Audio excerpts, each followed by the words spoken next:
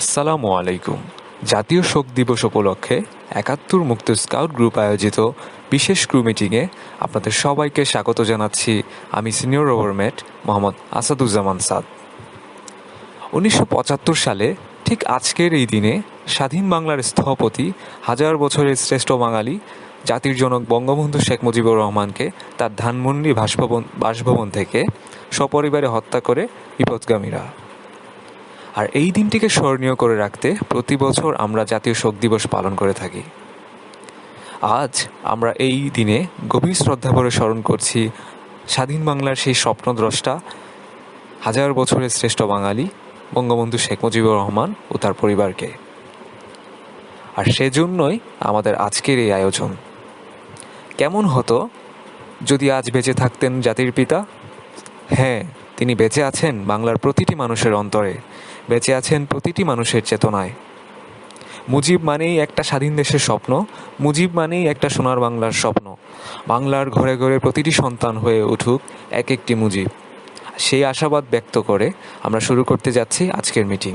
আজকের মিটিংয়ে আমাদের মাঝে উপস্থিত হয়েছেন আমাদের সম্মানিত গ্রুপ সভাপতি, বীর মুক্তিযোদ্ধা professor doctor Nizamuddin Ahmed sir. এছাড়াও আমাদের আজকের মিটিংয়ে উপস্থিত আছেন আমাদের সকল রোভার স্কাউট লিডার বৃন্দ, আমাদের প্রাক্তন সিনিয়র রোভারমেট বৃন্দ, সিনিয়র রোভারমেট বৃন্দ এবং সকল রোভার বৃন্দ। অনুষ্ঠানের শুরুতেই আমি আমাদের গ্রুপ সভাপতিকে অনুরোধ করব বঙ্গবন্ধুকে নিয়ে কিছু কথা বলার জন্য। সারা বিশ্বে খেয়াল করে দেখবেন যে অনেক দেশই এই মুহূর্তে, বেলারুশে আন্দোলন হচ্ছে, হংকং এ আন্দোলন হয়েছে,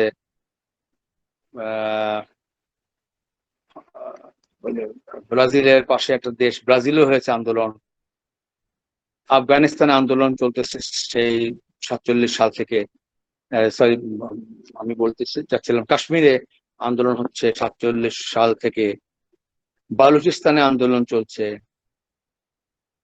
অনেক দেশ স্বাধীনতার স্বাদ পাইনি, যে স্বাধীনতা মানে কি, যে নিজেরা আমরা নিজের দেশকে নিজেরা চালাবো, এই সুযোগ পাইনি বা সম্মান পাইনি, স্বীকৃতি পাইনি, কারণ তাদের দেশে বঙ্গবন্ধুর মতন কোনো নেতা এখন পর্যন্ত জন্মায়নি।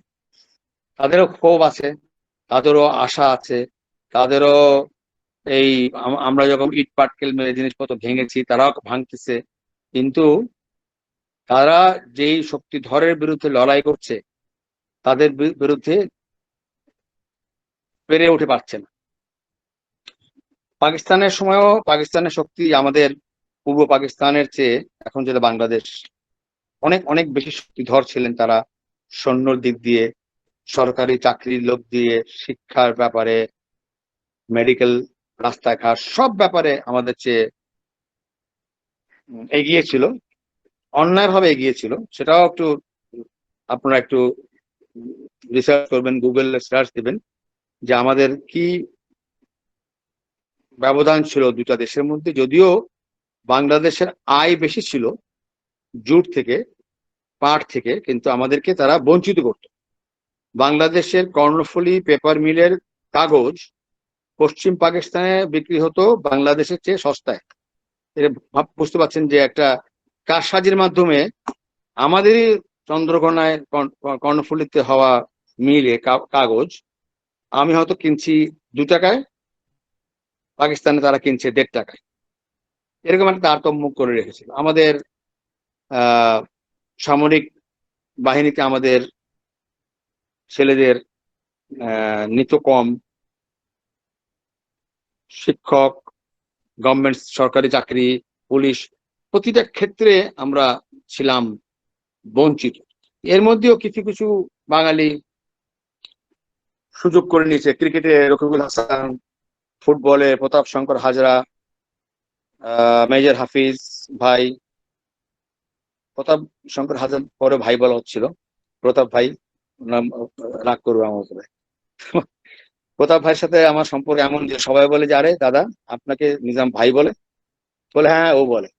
আমি হয়তো বাংলাদেশে একমাত্র ব্যক্তি যে প্রতাপ শঙ্কর হাজরা পাকিস্তান জাতীয় দলের ফুটবল প্লেয়ার, বাংলাদেশের জাতীয় দলের ফুটবল প্লেয়ার, বাঙালি হয়ে হিন্দু হয়ে যে চান্স পেয়েছে, তার মানে অনেক কীর্তিমান খেলোয়াড় ছিলেন তিনি, নিঃসন্দেহে। কারণ কেন তার দুটো নেগেটিভ পয়েন্ট ছিল, একে সে বাঙালি, তারপরে সে হিন্দু। হওয়া উচিত ছিল না, কিন্তু ছিল দেশটা, আমি যেটাই ছিল তখনকার পরিস্থিতি। তো এই বঙ্গবন্ধুর মতন নেতা ছিল বলেই তিনি আমাদেরকে একটা পর্যায়ে নিয়ে যেতে পেরেছেন। তার নেতৃত্বের মাধ্যমে তিনি 14 বছর সমান বা তা কাছাকাছি সময়কাল তিনি জেল। তো বঙ্গবন্ধু ছিলেন, এবং তিনি সংগ্রাম করে করে আত্মজীবনী পড়লে দেখবেন যে তিনি তার এই সংগ্রামী জীবন বা চেতনাবোধ, আহ, ইংরেজদের বিরুদ্ধে আন্দোলন করা থেকে শুরু হয়েছে। তিনি যখন ভারত ছিল সারা ভারত, তখন তিনি পাকিস্তানের স্বাধিকারের জন্য অনেক সংগ্রাম করেছেন। পশ্চিম পাকিস্তান গেছেন, কলকাতা গেছেন, দিল্লি, আবার সেই গোপালগঞ্জ থেকে পালিয়ে এসছেন।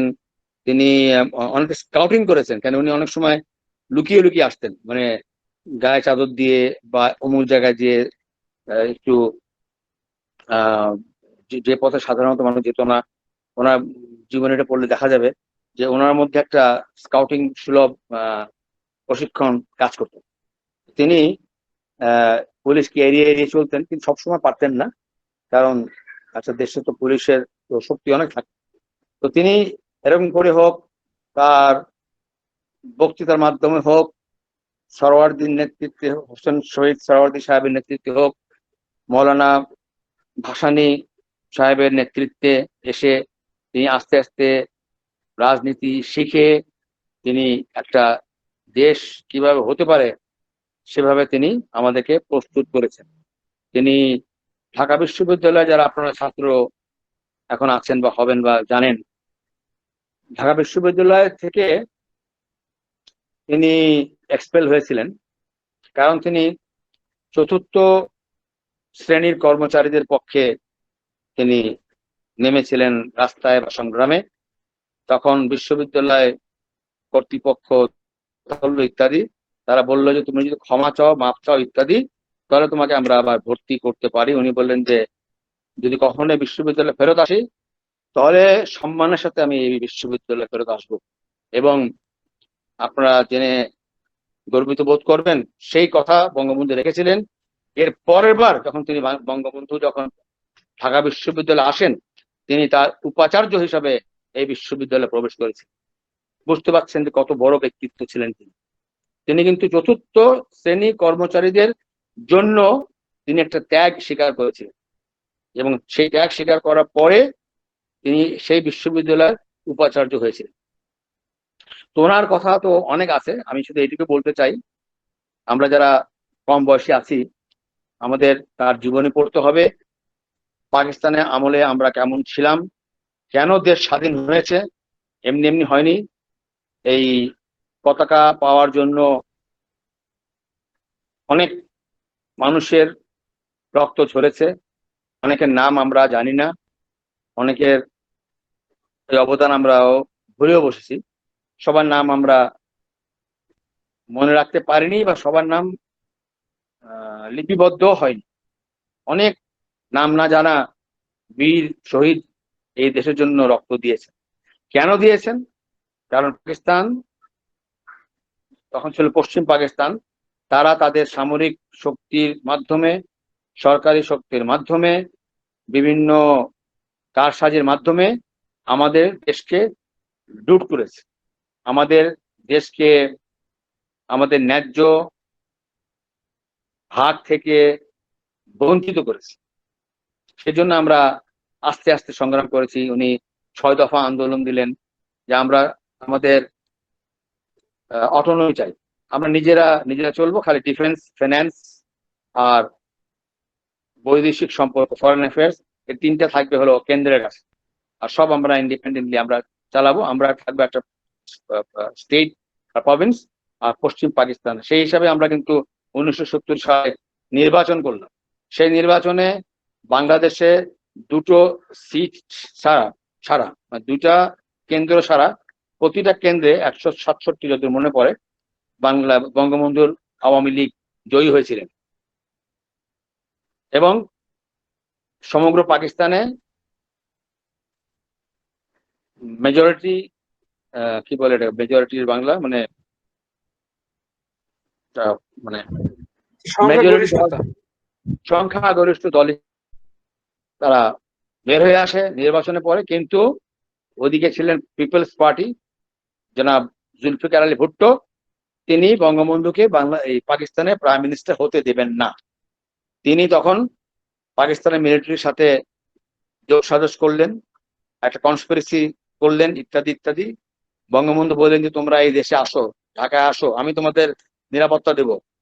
কোনো কথা শুনলেন না। উনি তো নির্বাচিত প্রধানমন্ত্রী, উনি কেন পালিয়ে পালিয়ে বেড়াবেন? উনি ওনার এখানে আছেন।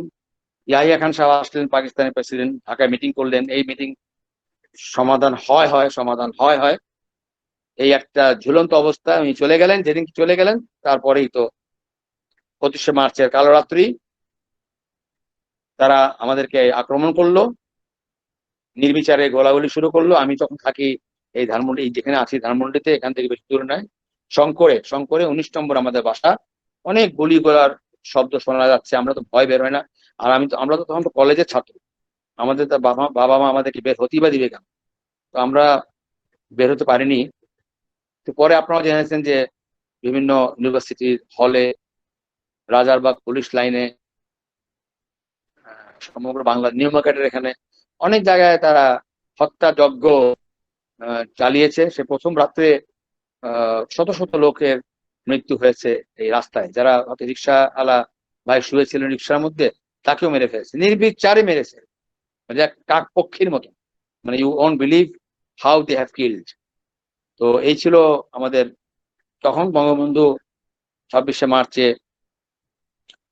আর্লি ইন মর্নিং স্বাধীনতার ঘোষণা উনি দিয়ে দেন, যা আপনারা অনেক কিছু শুনবেন, জিয়াউর রহমান সাহেবের নাম শুনবেন। এই ঘোষণা চট্টগ্রামের কালুরঘাট রেডিও স্টেশন, যাই হোক, আমি এই বেলাল ভাই ছিলেন, মারা গেছেন, ওনাদের মাধ্যমে এটা রেকর্ডকৃত যে এই ঘোষণা দেওয়া হয়েছে। এবং সবচেয়ে বড় দলিল হলো সারা বিশ্বের পত্রিকা পড়বেন, বাংলাদেশে একটা পত্রিকা বিশ্বাস করেন না, ভারতের একটা পত্রিকা বিশ্বাস করবেন না, নিউ ইয়র্ক টাইমস দেখবেন, ওয়াশিংটন পোস্ট দেখবেন, লন্ডনের টেলিগ্রাফ দেখবেন, তারা 26শে মার্চ সকালে কি লিখেছিল, যে জিয়াউর রহমান ঘোষণা দিয়েছে না বঙ্গবন্ধু না অন্য কেউ। প্রমাণ আর তো কিছু লাগে না। সারা 9 মাসের যুদ্ধে জিয়াউর রহমানের নাম একবারও কোথাও উচ্চারিত হয়েছিল না আমার সন্দেহ আছে। ওনার প্রতি আমার সম্মান আছে, উনি একজন বীর মুক্তিযোদ্ধা। কিন্তু পরবর্তীকালে ওনাকে নিয়ে যেভাবে আমরা একটা গোলমাল সৃষ্টি করে ফেলেছি, যে উনি ঘোষণা দিয়েছেন, এটা তো সত্য না। আজকে যদি বাংলাদেশে ধরে নেন, বাংলাদেশ স্কাউটসের এক্সাম্পল দিই, যে বাংলা স্কাউটসের প্রধান জাতীয় কমিশনার সিদ্ধান্ত নিলেন যে আগামী সেপ্টেম্বর মাসে মৌচাকে একটা জাম্বুরি হবে। আমাকে বললেন যে নিজাম ভাই, চিফ বললো আমাকে যে নিজাম ভাই আপনি এক কাজ করেন, আপনি এই ঘোষণাটা দিয়ে একটু সবাইকে বলে দেন, ফেসবুকে সবাইকে জানাই দেন। আমি ফেসবুকে জানাই দিলাম যে আগামী সেপ্টেম্বর মৌচাকে জাম্বুরি হবে। এটা কি আমার ঘোষণা হলো নাকি চিফের ঘোষণা হলো? এই পার্থক্যটা বুঝতে হবে। আমি বলেছি কিন্তু আপনার চিফের গলাও শুনেন, ওনার কণ্ঠস্বরও শুনেন, আপনারা শুনেছেন আমার কণ্ঠ। আমি নিজাম বলছি আগামী সেপ্টেম্বর মাসে মৌচাকে জাম্বুরি হবে। পরে আমি বললাম যে আমি সিদ্ধান্ত দিয়েছি, চিফকে, হুইজ চিফ? এ কথা শ্রদ্ধেয় জিয়া রহমান সাহেব তার জীবন দশায় কখনো বলেননি। উনি যখন ওনার জীবদ্দশায় বিচিত্র একটা ম্যাগাজিন ছিল, ভেরি ফেমাস তখন, এই 75-80 সময়, 3-3টা কভার স্টোরি ওনার সম্বন্ধে বেরিয়েছে। জিয়া রহমান সাহেব সভাপতি 75 পরবর্তী পরিস্থিতিতে উনি রাষ্ট্রপতি হয়েছেন, চিফ মার্শাল অ্যাডমিনিস্ট্রেটর, রাষ্ট্রপতি সবই হয়েছেন। 3বার ওনার কভার স্টোরি আছে। একটা কভার স্টোরিও সেই বিচিত্র অনেকের কাছে খুঁজে পাবেন, একটা কভার স্টোরিতে উনি বলেন নাই যে আমি ঘোষণা দিয়েছি। এই কথাটা বের হয়েছে ওনার মৃত্যুর পরে, অনেক পরে। গবেষণা করবেন, আমার কথা বিশ্বাস করবেন না, আপনার পাশের লোকের কথা বিশ্বাস করা দরকার নেই। দেশি বিদেশি কাগজ পড়েন, ওই সময়কার খবর কাগজ দেখেন। আপনাদের মামা চাচা দাদা যারা ছিল 7 জনের মধ্যে একজনও নিশ্চয়ই আপনাকে এক পাশে ডেকে বলবে, মা এটা হলো আসল খবর, বলবে I give you my word, you try. সত্য কখনো চাপা থাকে না। 1975 সালে ওনার মৃত্যুর পরে, নৃশংসভাবে ওনার পরিবারকে হত্যা করার পরে, 1990 সালে জাগরণের মাধ্যমে যখন আমাদের এরশাদ সাহেবের পতন হলো, এরশাদ সাহেবের পতন হওয়ার পরে 75 থেকে 90 কত বছর হলো বলেন? 15 years. রাইট। 15 years। তারপরে অবশ্য বিএনপি নির্বাচনে জয়ী হয়ে আরো 5 বছর আসলো। এই 15 ইয়ার্স তো বটেই, একটি বারও বঙ্গবন্ধুর নাম কোন টেলিভিশন চ্যানেলে, কোন রেডিও ঘোষণায় কোথাও তার নাম উল্লেখ করা হয়নি। এবারে সংগ্রাম, স্বাধীনতার সংগ্রাম, এই বক্তৃতা কোন রাস্তাঘাটে, কোন রেডিওতে, টেলিভিশনে প্রচার করতে দেয়নি, বঙ্গবন্ধুর একটা ছবি দেখায়নি। তারপরেও দেখেন, যখন তার পার্টির সরকার দুর্ভাগ্যজনক ভাবে তার পার্টিকে আসতে হলো, তার নামকে আবার ঠিক করতে, এটা তো উচিত হয়নি। তিনি তো কোনো পার্টির না, তিনি বাংলাদেশের, এই দেশের জাতির পিতা। এই ওনার মৃত্যুর পরে জিয়াউর রহমান সাহেবের সরকার বা জিয়াউর রহমান সাহেবই আইন করলেন যে যারা এই এই হত্যাকাণ্ড ঘটিয়েছে তাদের কোনো বিচার হবে না। ইনডেমনিটি বিল, এটা হয় একটা সভ্য দেশে, এটা হতে পারে? সেই ইনডেমনিটি বিলের মাধ্যমে তারা চলে গেল বিদেশে, তারা বিভিন্ন বাংলাদেশের দূতাবাসে ভালো ভালো বড় বড় চাকরি পেল। আমাদের দেশেও তারা বিভিন্ন সম্মানিত জায়গায় এসে বসতে পারলো। 96 যখন শেখ হাসিনা প্রধানমন্ত্রী হলেন, তখন একটা কেস রুজু করা হলো ধানমন্ডি থানায়। সেই কেস করতে করতে করতে করতে একটা কেস হয়ে তারপরে তাদের ফাঁসির আদেশ হলো। আপনারা লক্ষ্য করবেন, শেখ হাসিনা যখন প্রধানমন্ত্রী হলেন তখন তার শুধু আঙ্গুলের নির্দেশনা দরকার ছিল, আঙ্গুল দিয়ে নির্দেশ করা যে ওই যারা আমার পিতাকে মেরে ফেলছে তাদের মেরে আসো। কেউ জানতো না কে মেরে আসছে, কিন্তু উনি হলেন ওনার বাপের বেটি। উনি ঠিকই আইনের মাধ্যমে একদম লোয়ার কোর্ট থেকে, হাইকোর্ট থেকে, সুপ্রিম কোর্ট করে সবকিছু করার পরে উনি সিদ্ধান্ত নিয়ে আসছেন যে হ্যাঁ, বঙ্গবন্ধুকে যারা হত্যা করেছে তাদের ফাঁসি হবে, এবং হয়েছে। উনি কিন্তু যে কোনো সময় যে কোনো লোককে বললে গুলি করে আসতো, উনি কে বা কারা মেরে ফেলছে। ক্রস ফায়ার কিন্তু বঙ্গবন্ধু কোনো খুনির হয়নি, খেয়াল রাখবেন। সেটা আবার আমাদের প্রধানমন্ত্রী শেখ হাসিনার মেধা বলেন, তার মনের জোর বলেন, আল্লাহর প্রতি বিশ্বাস বলেন, সবকিছু কাজ করেছে। তিনি জানেন অন্যায় হয়েছে, এটা একদিন একদিন হবেই। ওনার সেকেন্ড টার্মে এসে উনি সেই বিচারে রায় পেয়েছেন, সেকেন্ড টার্মে, প্রথমবার পাইনি। কিন্তু সেই ইনডেমনিটি বিলকে বাদ দিতে হয়েছে পার্লামেন্টে, বাধা ছিল, সে বাধা পেরিয়ে সেই ইনডেমনিটি বিল পাস হয়েছে। পাস হওয়ার পরে আইন হয়েছে যে হ্যাঁ, এখন তাদেরকে আইনের মাধ্যমে আনা যায়। সে আইনের মাধ্যমে এনেছে, তারপরে তাদের রায় কার্যকর হয়েছে। বঙ্গবন্ধু ছিল বলেই, আমি আগেই বলেছি, অনেক সময় নিয়ে ফেললাম, তার থাকার কারণে আমাদের এই দেশটা স্বাধীন হয়েছে। তার জীবনে পড়বেন, বিভিন্ন পত্র পত্রিকা পড়বেন। আজকে আমি যা বললাম, আমার একটা কথাও বিশ্বাস করার দরকার নাই। গুগল সার্চ করবেন, এনি সার্চ করেন, ওপেন চ্যালেঞ্জ থাকলো, আপনার আব্বা আম্মাকে জিজ্ঞেস করবেন, আপনার ফ্যামিলিকে সবচেয়ে বেশি যাকে বিশ্বাস করে তাকে জিজ্ঞেস করবেন যে 1971-এর আগে 60 সালে, 67 সালে, 69 সালে, 70 সালে, 71 সালে, 72 সালে কি হয়েছে। একটা দেশ যখন স্বাধীন হয়, আপনারা অনেকেই নতুন নতুন জায়গায় গিয়েছে। আজকে আমার যে এই যে 71 মুক্ত স্কাউট দল, এই দল এখন যতটা শক্তিশালী, আপনার কি মনে হয় আমরা আজ থেকে আরো 3-4 বছর আগে এরকম ছিলাম? আমাদের ফান্ড পজিশন এরকম ছিল? আমাদের এই 47-8, আপনারা এখন প্রায় 56 জন আমাদের এই ক্রু মিটিং এ যোগদান করেছেন। আমাদের কোন কোন মিটিং এ 5 জন 6 জন আসছে। অর্থাৎ যখন একটা ফরমেটিভ যখন একটা জিনিস গঠিত হচ্ছে, একটা যুদ্ধে ধ্বংসস্তূপে পড়া একটা দেশ, সেই দেশে তো অবশ্যই একটা সমস্যা হবে। তারপর তখন আমাদের বিরুদ্ধে ছিল হেনরি কিসিঞ্জারের মতন নেতা আমেরিকান, তিনি জাহাজ থামিয়ে দিয়েছেন আমাদের এখানে দুর্ভিক্ষ করার জন্য। সব আপনারা পাবেন পত্র পত্রিকায়, বইয়ে পাবেন, বিদেশিদের বই পড়বেন, পাকিস্তান আর্মি অফিসারদের বই পড়বেন, চ্যালেঞ্জ। আমাদের বাংলাদেশে একটা অফিসারের বই পড়া দরকার নেই, পাকিস্তানের অনেক অফিসার বই লিখেছে, পড়েন।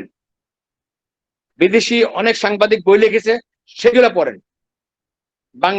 বাংলাদেশে মুক্তি বিশ্বাস করা দরকার নেই, কারণ আমরা তো স্বাভাবিকভাবেই একটা পক্ষ নিয়ে নিব, আপনারা ভাবতে পারেন।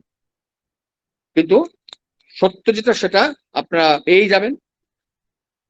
আপনারা গবেষণা করবেন। আপনাদের এখন একটা বয়স আছে যারা আপনারা অনেকেই শিক্ষাক্রমে লিপ্ত আছেন, বঙ্গবন্ধুকে নিয়ে, বাংলাদেশকে নিয়ে আপনারা গবেষণা করবেন, জানবেন লোকটা কি ছিল, কিভাবে দেশটা হলো। ওই আগেই বলেছি, প্রথমেই বলেছি, ওনার মতন লোক নেই বলেই আজকে দুর্ভাগ্যক্রমে অনেক স্বাধীনতা পাচ্ছে না। যদিও তারাও সংগ্রাম করছে, লড়াই চাই, লড়াই করে বাঁচতে চাই, কিন্তু তারা শেষ দেখাটা দেখতে পাচ্ছে না। লেবানন দেখেন, আফগানিস্তান দেখেন, বেলারুশ দেখেন, নর্থ আমেরিকায়, সাউথ আমেরিকায় কতগুলো দেশ আছে, অনেক খারাপ অবস্থা আছে, কিন্তু তারা কিন্তু স্বাধীন হতে পারছে না। নেতৃত্ব লাগে, সেই নেতৃত্ব বঙ্গবন্ধু দিয়েছিল। আজকে তারই মৃত্যু দিবস, সাথে তার স্ত্রী, আর বড় ছেলে সে কামাল ভাই, তার সাথে আমাদের চেনা জানা অবশ্যই ছিল। তিনি ছিলেন আবাহনীর, আমি তখনও মোহামেডান, এখনো মোহামেডান। তো ওনার সাথে একটা রেশারেশি তো থাকেই, আবাহনী মোহামেডান। তো ওনার যে স্ত্রী সুলতানা আহমেদ খুকি আপা, আমি 73 সালে একটা ম্যাগাজিন বাই করি, বাংলাদেশের প্রথম ক্রীড়া ম্যাগাজিন, তার নাম হলো ক্রীড়াঙ্গন। তার 2টো কপি আমার কাছে এখনো আছে, অরিজিনাল কপি। এই ক্রীড়াঙ্গনের আমি ছিলাম সম্পাদক, আর এই খুকি আপা ছিলেন সহ সম্পাদিকা। অনেক ভালো একজন মহিষী নারী ছিলেন। পাকিস্তান আমলে হাফ প্যান্ট পরে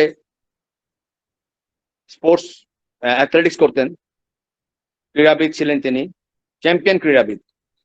তার নামে আপনারা কোথাও চেষ্টা করতে পারেন, একটা সুতা বদনাম পাবেন না এ আমার খুকি আপা সম্বন্ধে, সম্ভবই না, আজ পর্যন্ত বের হয়নি কোথাও। সে খুকি আপাকে বিয়ে করলেন কামাল ভাই। তো হলুদের ছবিগুলো, হলুদ না, এঙ্গেজমেন্টের ছবি, ওনার বাসা ছিল বুয়েটের পাশেই, বকশীবাজার। এখন যেখানে বদরুন্নেসা কলেজে নতুন বিল্ডিং হয়েছে, ওটা ওনাদের বাসা, পানির ট্যাঙ্কের নিচে। আমি প্রায় যেতাম সপ্তাহে সপ্তাহে, মানে আমি ওনার সাথে অনেক ক্লোজ ছিলাম। উনি নিজের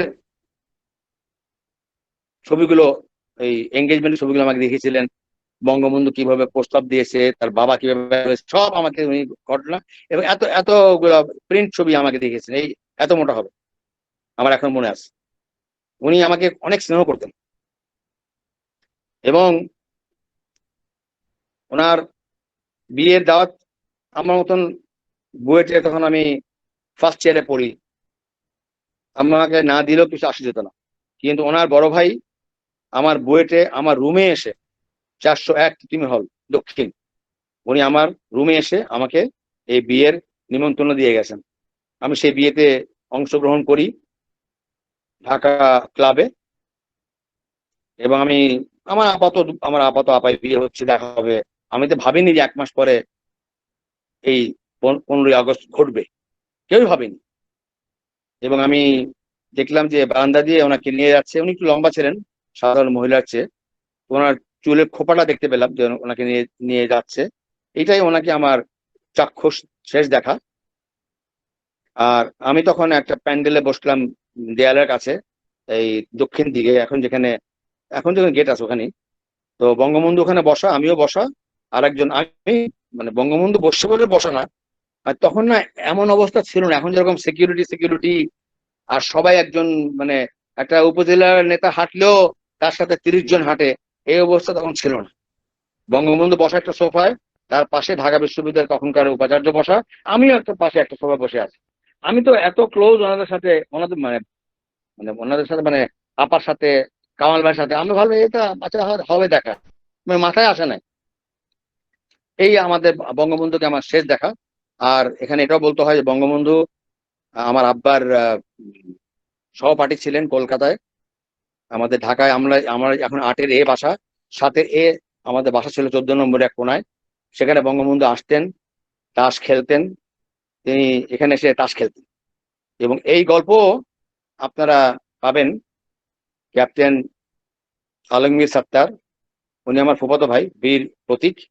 উনি বাংলাদেশের বিমানের মানে বিমান মানে সিভিল এয়ারলাইন্স এর পাইলট ক্যাপ্টেন, কিন্তু বাংলাদেশ বিমান বাহিনী গঠন হওয়ার ব্যাপারে ওনার অবদান আছে। এটা আপনারা ইতিহাসে গুগল করলে পাবেন, ক্যাপ্টেন সত্তার, ক্যাপ্টেন আলমগীর সত্তার। তো ক্যাপ্টেন আলমগীর সত্তার বইয়ে একটা গল্প, উনি খুব লেখেন আর কি, অনেক লেখেন। তো ওনার বইয়ে একটা গল্প আছে, বঙ্গবন্ধু আমাকে তাস খেলা শিখিয়েছে। তো সেই গল্পে দেখবেন লেখা আছে যে আমার মামার বাসা, সেই মামা হলো আমার বাবা। তো বঙ্গবন্ধুর সাথে আমার বাবার অনেক ঘনিষ্ঠতা ছিল, আমাদের পারিবারিক একটা যাওয়া আসা ছিল। আমিও তো যেতাম না, কত গেছি। আমার সাথে ছিল হলো, আর ওনার যে আরেকটা ভাই কথা বলতে হবে, দেখেন অনেক কিছু মনে আসে। কামাল ভাই যে পরের ভাই, শেখ জামাল, সে আমার, আমি তখন রেসিডেন্সিয়াল মডেল স্কুলের ছাত্র। জামাল আমাদের 2 বছরের জুনিয়র। অবশ্যই ঘনিষ্ঠতা ছিল, এবং ঘনিষ্ঠতা মানে Jamal was a very very earthly person.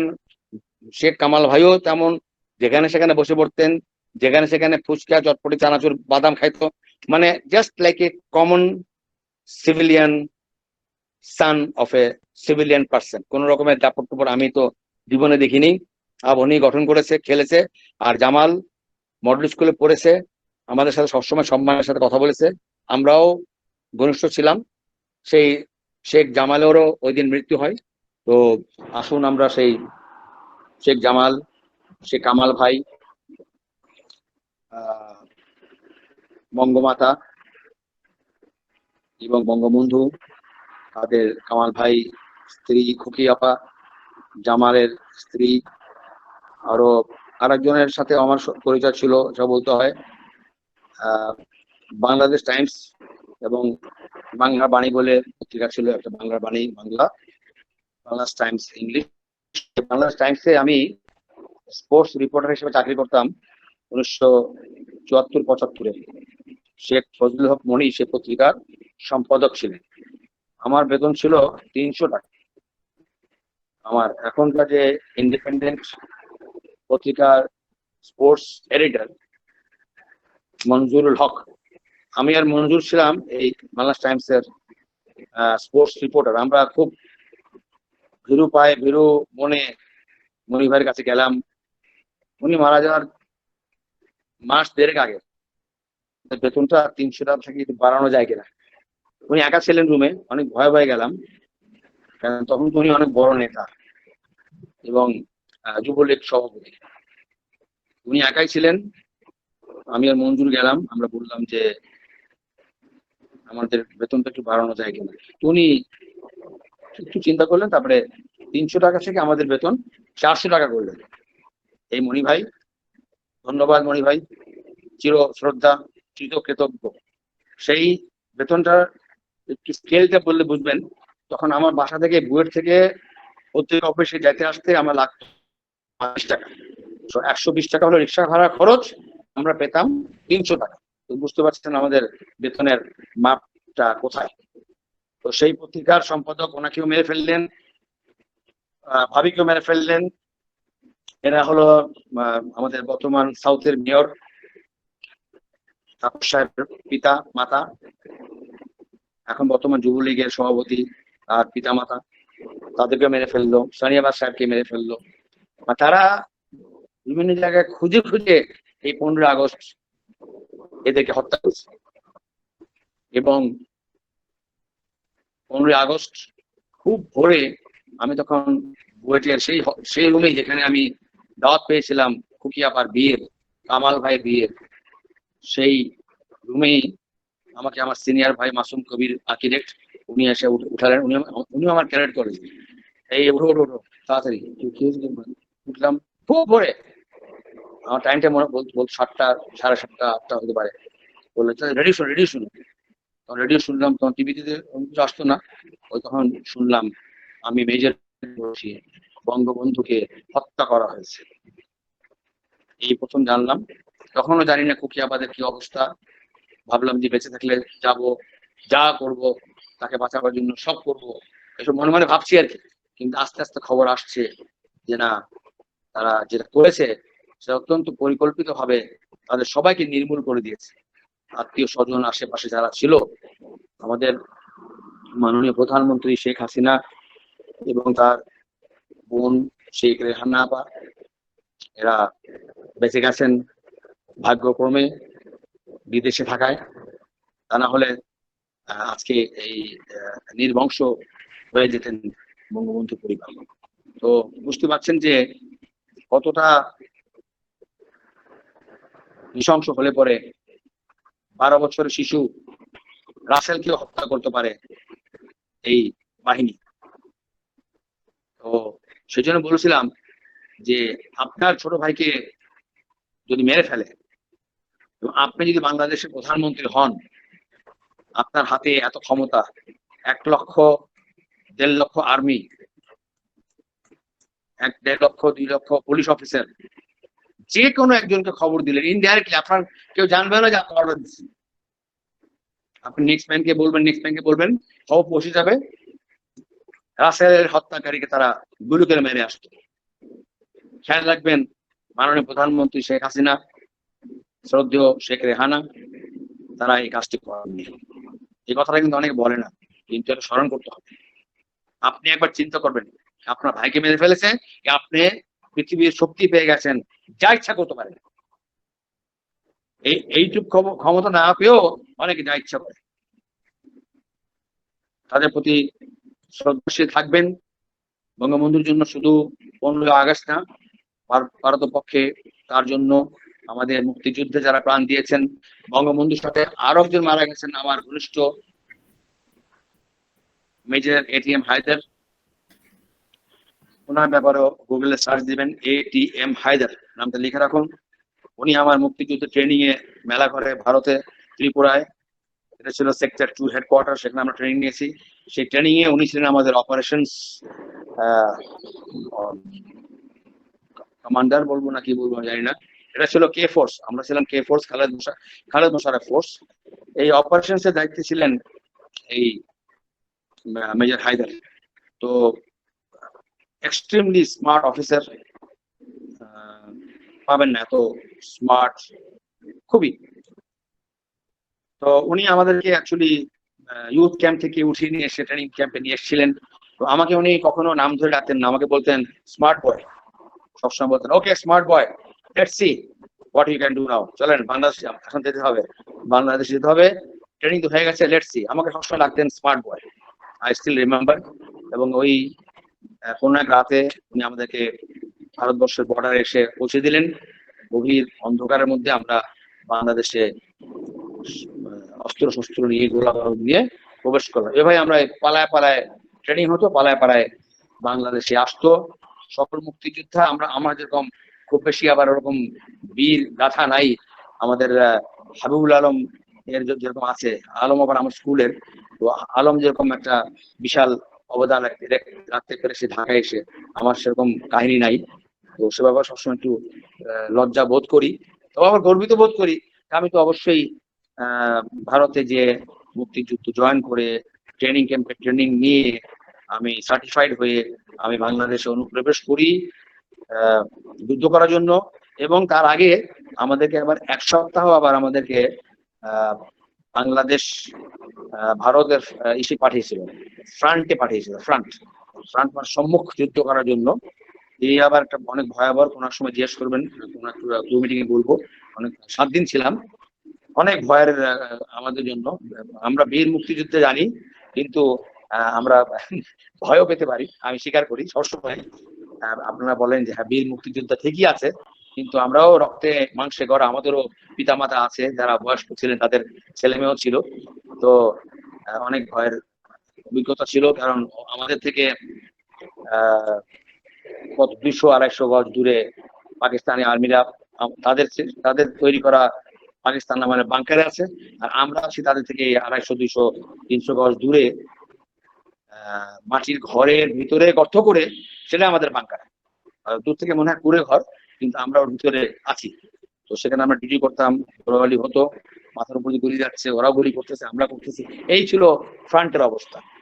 তো এইসব করার পরে যুদ্ধ হয়ে গেল। তো আজকে তো যেহেতু 15 আগস্ট, সেটাই বলি। তো ওই দিন তো সবার মৃত্যু হয়ে গেল। কামাল ভাই চলে গেলেন, কি আবার চলে গেলেন, জামাল চলে গেল, জামালের স্ত্রী, বঙ্গবন্ধু, ভাবি, বঙ্গমাতা, সবাই চলে গেলেন। এই খুকিয়াপাকে বিয়ে মানে হবে হবে বা হ্যাঁ হবে হয়, বিয়ের পরে আমার সাথে দেখা হয়নি কামাল ভাই। কামাল ভাইয়ের সাথে মাঠে দেখা হতো তো, কেন উনি হলেন ওই যে আবনি খালা, আমরা হলাম মোহামেডান।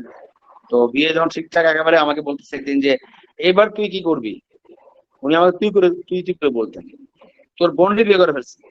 ভাবলাম যে বোন দিয়ে বিয়ে করছেন কামাল ভাই, ঠিক আছে বুঝলাম, আমার বোন মোহামেডান ছিল, এখনো থাকবে, আমি মোহামেডান আছি, আপনার বোন মানে ওনার সাথে একটা একটু টিটকারি সম্পর্ক ছিল, এবং বিশেষ করে এই মোহামেডান আবহানী ব্যাপারে উনি বিশাল একজন সংগঠক ছিলেন। নিঃসন্দেহে আজকে যে শৃঙ্খলার সাথে আমরা শহীদ মিনারে একেবারে এক পাশ দিয়ে ঢুকে আর এক পাশ দিয়ে বেরোয় যাই, এটাও কামাল ভাইয়ের আবিষ্কার। কামাল ভাইয়ের সামনে এটা হয়ে থাকাকালীন উনি অনেক কিছু করেছেন। উনি টিএসসি তে রুনার শো করলেন বাংলাদেশে, পাকিস্তানের রুনা ফেরত আসার পরে প্রথম সঙ্গীতানুষ্ঠান টিএসসি তে। তো ফান্ড রেজিং প্রোগ্রাম, কারা যেন আবার দেওয়াল টপকায় ধরছে, তো কামাল ভাই আবার দেখে ধরছে, কারণ মধ্যে কিন্তু he was just like a scout, rover scout, ওনার মধ্যে কোন রকমের, উনি কিন্তু তখনও বঙ্গবন্ধুরই ছেলে, কোন রকমের হেজিটেশন নাই। উনি ওই ছেলেকে পাকড়াও করে, বেটা এইসব সারা দিয়েছি বহু আগে, তুই কেমনে ঢুকলি এই টিকিট ছাড়া, বুঝো চিনোস আমাদেরকে, এই ওনার মানে ভাষা আর কি, কোন রাগ ঢাক নাই। কারণ ওনার টার্গেট হলো ভাষা তুলতে হবে ফ্লাড ভিকটিম সাম ভিকটিমের জন্য। এর মধ্যে কে কারাগারি যে ডিয়ার টাপকে ধরছে, টিকিট মারি গেল, উনি ওটাকে ধরছে, কে এসে কমপ্লেন করছে, ঠিক করছে, বহু আগে সারা দিচ্ছে এসব কি করছো তোরা। তো এই ছিল কামাল ভাই, এখনো কানে বাজে তোর বোনকে বিয়ে করে ফেললাম। ভালো থাকবেন কামাল ভাই, রুকি আপাকে নিয়ে। আমার বক্তব্য শোনার জন্য অনেক ধন্যবাদ। ধন্যবাদ স্যারকে তার মূল্যবান কথাগুলোর জন্য।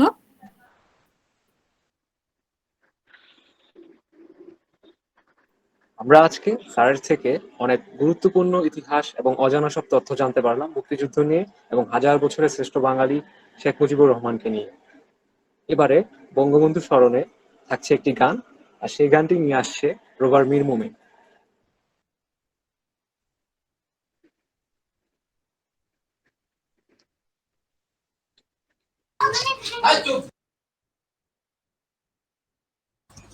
হ্যালো, আসসালামু আলাইকুম। আমি রোভার মীর মুমিন, উপদল 11 থেকে বলছি। শোনো একটি মুজিবরের থেকে লক্ষ মুজিবরের কণ্ঠস্বরের ধ্বনি প্রতিধ্বনি আকাশে বাতাসে উঠে রনি। বাংলাদেশ আমার বাংলাদেশ, বাংলাদেশ আমার বাংলাদেশ, শোনো একটি মুজিবরের থেকে লক্ষ মুজিবরের কণ্ঠস্বরের ধ্বনি প্রতিধ্বনি আকাশে বাতাসে উঠে রনি। বাংলাদেশ আমার বাংলাদেশ, বাংলাদেশ আমার বাংলাদেশ, সেই সবুজের বুক চেরা মেঠো পথে আবার যে ফিরে যাব আমার। হারানো বাংলাকে আবার তো ফিরে পাবো। শিল্পে কাব্যে কোথায় আছে হায় রে এমন সোনার খনি। শোনো একটি মুজিবরের থেকে লক্ষ মুজিবরের কণ্ঠস্বরের ধ্বনি প্রতিধ্বনি আকাশে বাতাসে উঠে রনি। বাংলাদেশ আমার বাংলাদেশ, বাংলাদেশ আমার বাংলাদেশ, বিশ্বকবির সোনার বাংলা নজরুলের বাংলাদেশ, জীবনানন্দে রূপসী বাংলা রূপের যে তার নেই কো শেষ। বাংলাদেশ বিশ্বকবির সোনার বাংলা নজরুলের বাংলাদেশ, জীবনানন্দে রূপসী বাংলা রূপের যে তার নেই কো শেষ। বাংলাদেশ জয় বাংলা বলতে মনে রে আমার এখনো কেন ভাবো আবার। হারানো বাংলাকে আবার তো ফিরে পাবো। অন্ধকারে পূব আকাশে উঠবে আবার দিনমণি। শোনো একটি মুজিবরের থেকে লক্ষ মুজিবরের কণ্ঠস্বরের ধ্বনি প্রতিধ্বনি আকাশে বাতাসে উঠে রনি। বাংলাদেশ আমার বাংলাদেশ, বাংলাদেশ আমার বাংলাদেশ, বাংলাদেশ আমার বাংলাদেশ। ধন্যবাদ সবাইকে। ধন্যবাদ রোভার মুমিন তার সুন্দর গানটি পরিবেশনা করার জন্য। এবারে বঙ্গবন্ধুর স্মরণে একটি কবিতা আবৃত্তি করতে আসছে রোভার সারিয়া রিফাত।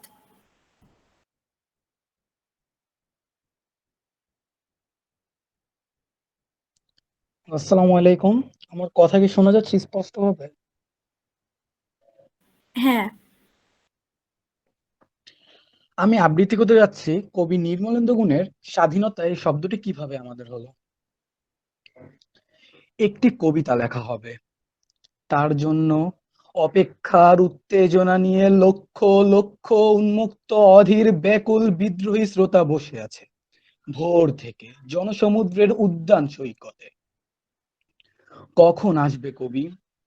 এই শিশু পার্ক সেদিন ছিল না, এই বৃক্ষে ফুলে শোভিত উদ্যান সেদিন ছিল না, এই তন্দ্রাচ্ছন্ন বিবর্ণ বিকেল সেদিন ছিল না। তাহলে কেমন ছিল শিশু পার্কে, বেঞ্চে, বৃক্ষে, ফুলের বাগানে ঢেকে দেওয়া এই ঢাকার হৃদয়ে মাঠখানি? জানি সেদিনের সব স্মৃতি মুছে দিতে হয়েছে উদ্যত কালো হাত। তাই দেখি কবিহীন এই বিমুখ প্রান্তরে আজ কবির বিরুদ্ধে কবি, মাঠের বিরুদ্ধে মাঠ, বিকেলের বিরুদ্ধে বিকেল, উদ্যানের বিরুদ্ধে উদ্যান, মার্চের বিরুদ্ধে মার্চ। হে অনাগত শিশু, হে আগামী দিনের কবি, শিশু পার্কের রঙিন দোলনায় দোল খেতে খেতে তুমি একদিন সব জানতে পারবে। আমি তোমাদের কথা ভেবে লিখে রেখে যাচ্ছি সেই শ্রেষ্ঠ বিকেলের গল্প। সেদিন এই উদ্যানের রূপ ছিল ভিন্নতর, না পার্ক না ফুলের বাগান, এসবের কিছুই ছিল না। শুধু একখণ্ড অখণ্ড আকাশ যেরকম সেরকম দিগন্ত প্লাবিত শুধু মাঠ ছিল দূর্বাদলে ঢাকা, সবুজে সবুজময়। আমাদের স্বাধীনতা প্রিয় প্রাণের সবুজ এসে মিশেছিল এই ধুধু মাঠের সবুজে। কপালে কবজিতে লাল শালু বেঁধে এই মাঠে ছুটে এসেছিল কারখানা থেকে লোহার শ্রমিক। লাঙল জোয়াল কাঁধে এসেছিল ঝাঁক বেঁধে উলঙ্গ কৃষক। হাতের মুঠোয় মৃত্যু চোখে স্বপ্ন নিয়ে এসেছিল মধ্যবিত্ত, নিম্নবিত্ত, করুণ, কেরানি, নারী, বৃদ্ধ, ভব ঘুরে। আর তোমাদের মতো শিশু পাতা কুরানিরা দল বেঁধে। একটি কবিতা পড়া হবে, তার জন্য কি ব্যাকুল প্রতীক্ষা মানুষের। কখন আসবে কবি, কখন আসবে কবি? শত বছরে শত সংগ্রাম শেষে রবীন্দ্রনাথের মতো দৃপ্ত পায়ে হেঁটে অতঃপর কবি এসে জনতার মঞ্চে দাঁড়ালেন। তখন পলকে দারুণ ঝলকে তরিতে উঠিল জল, হৃদয়ে লাগিল দোলা, জনসমুদ্রে জাগিল জোয়ার, সকল দোয়ার খোলা। কে রোধে তাহার বজ্র কণ্ঠবাণী? গণসমুদ্রের মঞ্চ কাঁপিয়ে কবি শোনালেন তার অমর কবিতাখানি। এবারের সংগ্রাম আমাদের মুক্তির সংগ্রাম, এবারের সংগ্রাম স্বাধীনতার সংগ্রাম। সেই থেকে স্বাধীনতা শব্দটি আমাদের। ধন্যবাদ সবাইকে। আসসালামু আলাইকুম। ধন্যবাদ শারিয়া রিফাতকে এত সুন্দর একটি পরিবেশনার জন্য। এবারে আমি অনুরোধ করব মৌরি পালকে, রোভার মৌরি পাল, সে একটি গান নিয়ে আসবে। মৌরি পাল।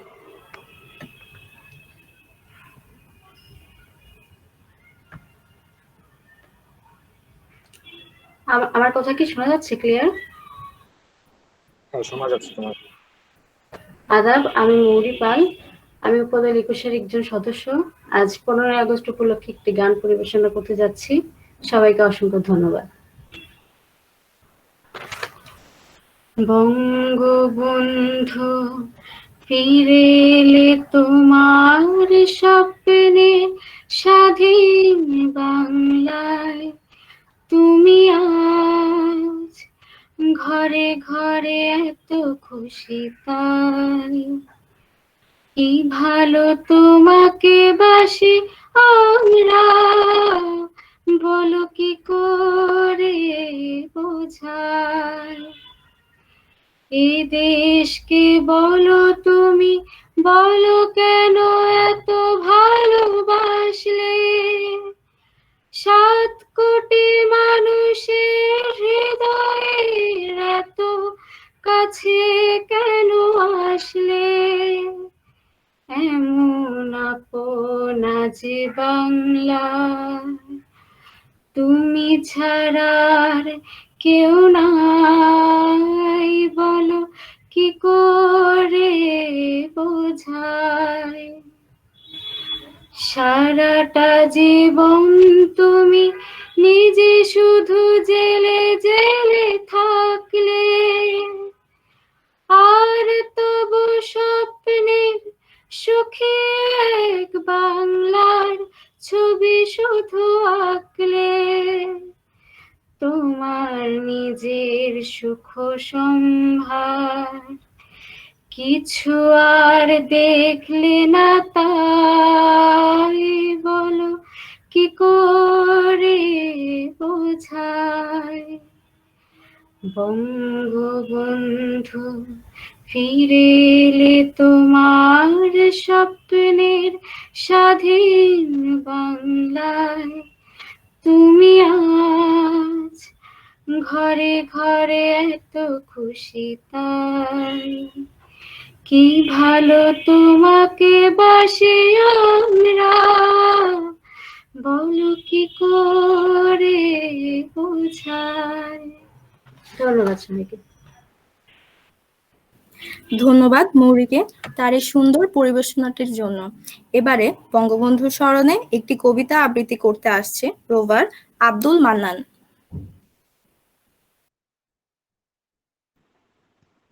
আসসালামু আলাইকুম। আমি আব্দুল মান্নান, উপদল ৭-এর একজন সহচর।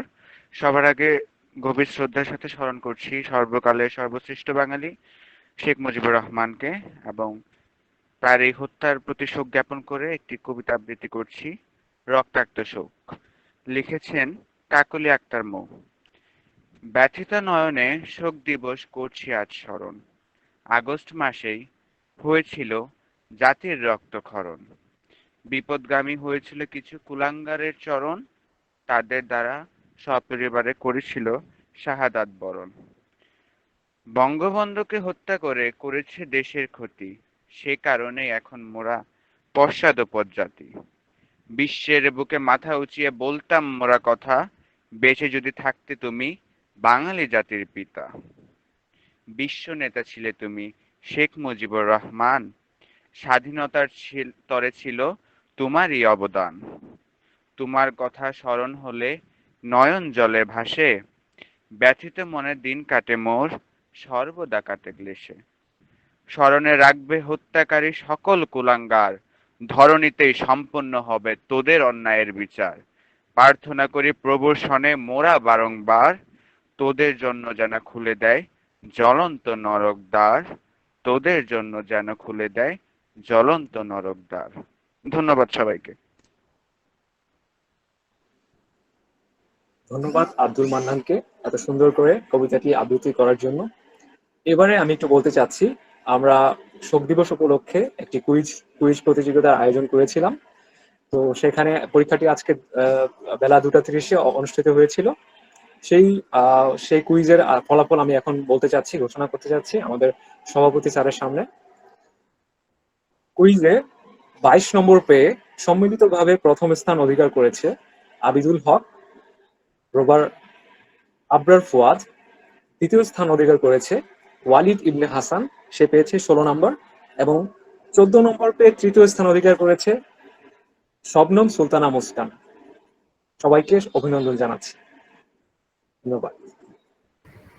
প্রথম দুইজন হয়েছে? জি, প্রথম দুইজন। আচ্ছা।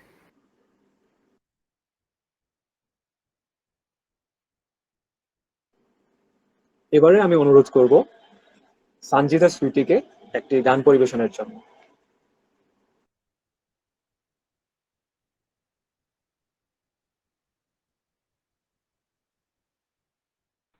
আসসালামু আলাইকুম। আমি সানজিদা আফরোজ, উপদল 56 এর সদস্য। আজকে 15ই আগস্ট উপলক্ষে একটি জাগরণের গান পরিবেশন করছি। শুরু করছি। মুক্তির মন্দির সোপানো তলে কত প্রাণ হলো বলিদান, লেখা আছে অশ্রু জলে। মুক্তির মন্দির সোপানো তলে কত প্রাণ হলো বলিদান, লেখা আছে অশ্রু জলে। কত বিপ্লবী বন্ধুর রক্তের রাঙা বন্দিশালার ওই শিকল ভাঙা। কত বিপ্লবী বন্ধুর রক্তের রাঙা বন্দিশালার ওই শিকল ভাঙা। তারা কি ফিরিবে তারা কি ফিরিবে আর সুপ্রভাতে, যত তরুণ অরুণ গেছে অস্তাচলে। মুক্তির মন্দির সোপানো তলে কত প্রাণ হলো বলিদান, লেখা আছে অশ্রু জলে। যারা স্বর্গগত তারা এখনো জানে স্বর্গের চেয়ে প্রিয় জন্মভূমি। যারা স্বর্গগত তারা এখনো জানে স্বর্গের চেয়ে প্রিয় জন্মভূমি। এসো স্বদেশ ব্রতের মহাদেখালোভী সেই মৃত্যুঞ্জয়ীদের চরণ চুমি। মুক্তির মন্দির সোপানো তলে কত প্রাণ হলো বলিদান, লেখা আছে অশ্রু জলে। মুক্তির মন্দির সোপানো তলে কত প্রাণ হলো বলিদান, লেখা আছে অশ্রু জলে। ধন্যবাদ সবাইকে। ধন্যবাদ সানজিদাকে গানটি এত সুন্দরভাবে গাওয়ার জন্য। এবারে কবিতা আবৃত্তি করতে আসছে রোভার এমডি আবিদুল হক। নীলক্ষা আকাশ নীল, হাজার হাজার তারা ওই নীলে অগণিত। আর নিচে গ্রাম গঞ্জ হাট জনপদ লোকালয় আছে 69,000। ধবল দুধের মতো জ্যোৎস্না তার ঢালিতেছে চাঁদ পূর্ণিমার।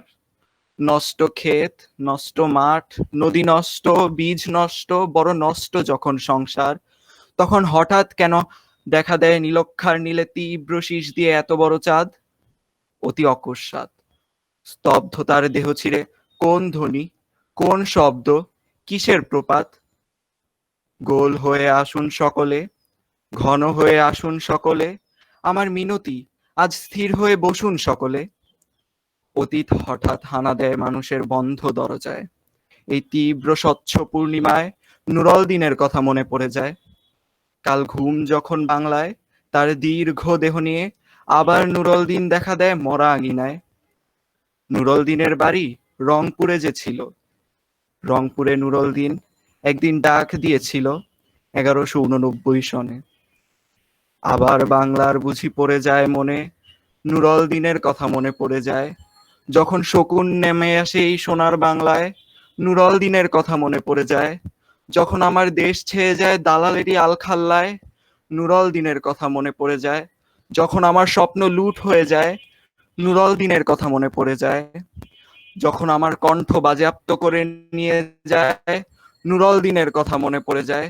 যখন আমার দেশে আমারই দেহ থেকে রক্ত ঝরে যায়, ইতিহাসে প্রতিটি পৃষ্ঠায়।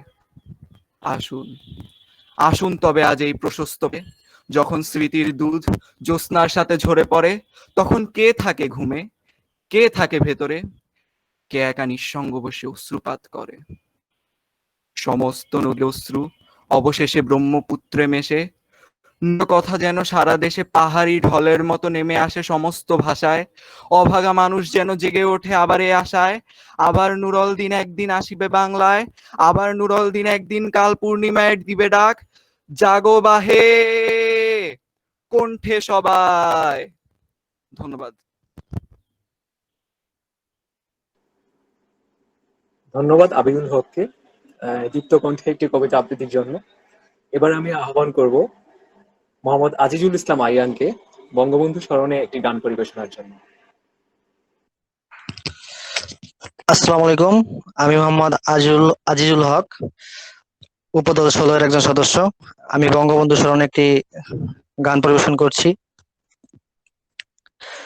যদি রাত পোহালে শোনা যেত বঙ্গবন্ধু মরে নাই, যদি রাত পোহালে শোনা যেত বঙ্গবন্ধু মরে নাই, যদি রাজপথে আবার মিছিল হতো বঙ্গবন্ধুর মুক্তি চাই, মুক্তি চাই, মুক্তি চাই, তবে বিশ্ব পেত এক মহান নেতা, আমরা পেতাম ফিরে জাতির পিতা, তবে বিশ্ব পেত এক মহান নেতা, আমরা পেতাম ফিরে জাতির পিতা, যদি রাত পোহালে শোনা যেত বঙ্গবন্ধু মরে নাই, বঙ্গবন্ধু মরে নাই। যে মানুষ ভীরু কাপুরুষের মতো করেনি তো কখনো মাথা নত, যে মানুষ ভীরু কাপুরুষের মতো করেনি তো কখনো মাথা নত, এনেছিল হাইনার ছোবল থেকে আমাদের প্রিয় স্বাধীনতা, স্বাধীনতা, স্বাধীনতা, তবে বিশ্ব পেত এক মহান নেতা, আমরা পেতাম ফিরে জাতির পিতা, তবে বিশ্ব পেত এক মহান নেতা, আমরা পেতাম ফিরে জাতির পিতা, যদি রাত পোহালে শোনা যেত বঙ্গবন্ধু মরে নাই, বঙ্গবন্ধু মরে নাই। কে আছে বাঙালির তার সমতুল্য, ইতিহাস একদিন দেবে তার মূল্য, কে আছে বাঙালির তার সমতুল্য, ইতিহাস একদিন দেবে তার মূল্য, সত্যকে মিথ্যার আড়াল করে যাই কি বাধা কখনো তা, কখনো তা, কখনো তা, তবে বিশ্ব পেত এক মহান নেতা, আমরা পেতাম ফিরে জাতির পিতা, তবে বিশ্ব পেত এক মহান নেতা, আমরা পেতাম ফিরে জাতির পিতা, যদি রাত পোহালে শোনা যেত বঙ্গবন্ধু মরে নাই, বঙ্গবন্ধু মরে নাই, বঙ্গবন্ধু মরে নাই। ধন্যবাদ সবাইকে।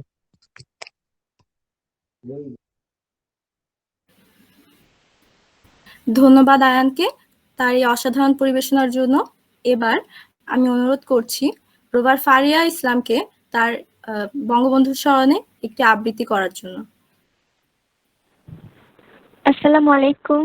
আমি ফারিহা ইসলাম, উপদল 21-এর একজন রোভার। আমি প্রথমে স্মরণ করছি হাজার বছরের শ্রেষ্ঠ বাঙালি বঙ্গবন্ধু শেখ মুজিবুর রহমানকে। আমি একটি কবিতা আবৃত্তি করব, কবি রোকনুজ্জামানের মুজিব কবিতাটি। সবুজ শ্যামল বনভূমি, মাঠ নদী তীর বালুচর, সবখানে আছে বঙ্গবন্ধু শেখ মুজিবের ঘর। সোনার দেশে মাঠে মাঠে ফলে সোনা ধান রাশি রাশি, ফসলের হাসি দেখে মনে হয় শেখ মুজিবের হাসি। শিশুর মধুর হাসিতে যখন ভরে বাঙালির ঘর, মনে হয় যেন শিশু হয়ে হাসে চির শিশু মুজিবর। আমরা বাঙালি যতদিন বেঁচে রইব এই বাংলায়, স্বাধীন বাংলা ডাকবে মুজিব আয়, ঘরে ফিরে আয়। ধন্যবাদ সবাইকে। ধন্যবাদ ফারিয়াকে একটি সুন্দর কবিতা পরিবেশনের জন্য। আমরা দেখতে দেখতে আমাদের অনুষ্ঠানের প্রায় শেষ পর্যায়ে চলে এসেছি।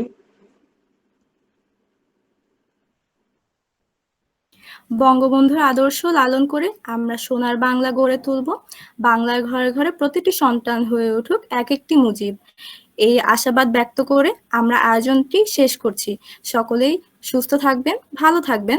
ধন্যবাদ সকলকে। আল্লাহ হাফেজ।